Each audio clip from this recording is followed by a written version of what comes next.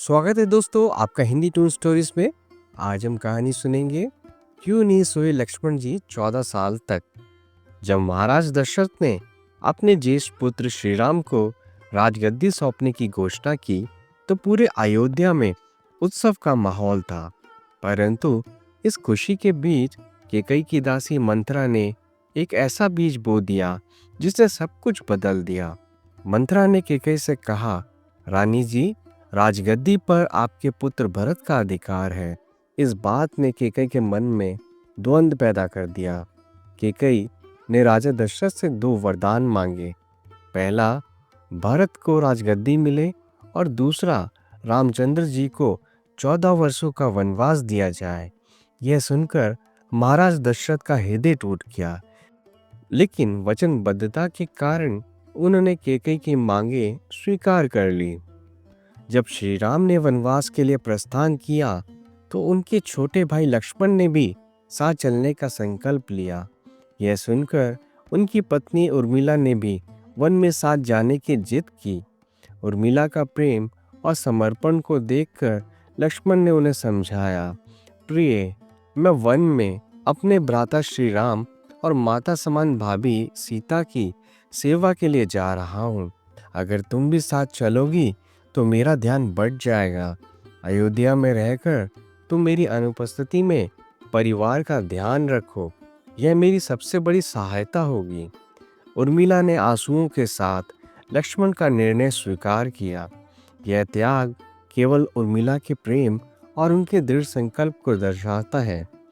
वनवास के दौरान लक्ष्मण ने भगवान राम और सीता माता के लिए एक सुंदर कुटिया बनाई।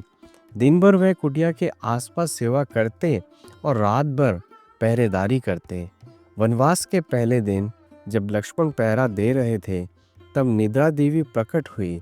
उन्होंने कहा, लक्ष्मण, तुम्हें नींद की आवश्यकता है, यह प्रकृति का नियम है। लक्ष्मण ने निवेदन किया, हे देवी, मुझे 14 वर्षों तक नींद न आने का वरदान दें ताकि मैं अपने भ्राता और भाभी की सेवा कर सकूं। निद्रा देवी ने कहा, यह संभव है, लेकिन तुम्हारे हिस्से की नींद किसी और को लेनी होगी। लक्ष्मण ने बिना देर किए कहा, मेरी नींद का भार मेरी पत्नी उर्मिला सह लेगी। इस कारण लक्ष्मण 14 वर्षों तक जागते रहे और उर्मिला महल में रहकर 14 वर्षों तक गहरी निद्रा में सोती रही। वनवास पूरा होने के बाद जब भगवान राम, माता सीता और लक्ष्मण अयोध्या लौटे तो अयोध्या में हर्ष और उल्लास का माहौल था। रामचंद्र जी के राज्याभिषेक के समय उर्मिला भी 14 वर्षों की गहरी निद्रा के बाद समारोह में उपस्थित थी।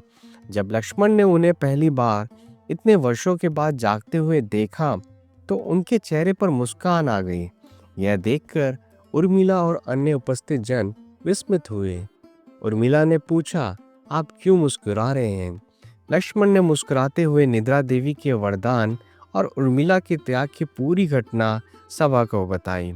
लक्ष्मण ने हंसते हुए कहा, जब भी मैं उबासी लूंगा तब तुम्हारी नींद पूरी होगी। यह सुनकर सभा में उपस्थित सभी लोग ठहाके लगाने लगे, लेकिन उर्मिला को यह सुनकर झिझक महसूस हुई और वे लज्जा के मारे सभा से बाहर चली गई। उर्मिला का यह त्याग केवल रामायण की कथा का एक अनदेखा पहलू है। वह न केवल एक पत्नी थी बल्कि एक ऐसा चरित्र थी जिन्होंने अपने कर्तव्य और प्रेम की गहरी मिसाल कायम की। लक्ष्मण के सेवा भाव और उर्मिला के आदित्य त्याग ने रामायण को और भी मानवीय और प्रेरणादायक बना दिया। इस कथा में हमें सेवा, त्याग और परिवार के प्रति समर्पण का वह स्वरूप देखने को मिलता है जो जीवन के सच्चे अर्थों में श्रेष्ठ बनाता है। तो दोस्तों, हम आशा करते हैं कि आपको हमारी आज की कहानी पसंद आई होगी। आप हमारे चैनल हिंदी टून स्टोरीज को लाइक करें, सब्सक्राइब करें और शेयर करें। हम आपसे फिर मिलेंगे एक नई कहानी के साथ। तभी तक आप सभी का धन्यवाद।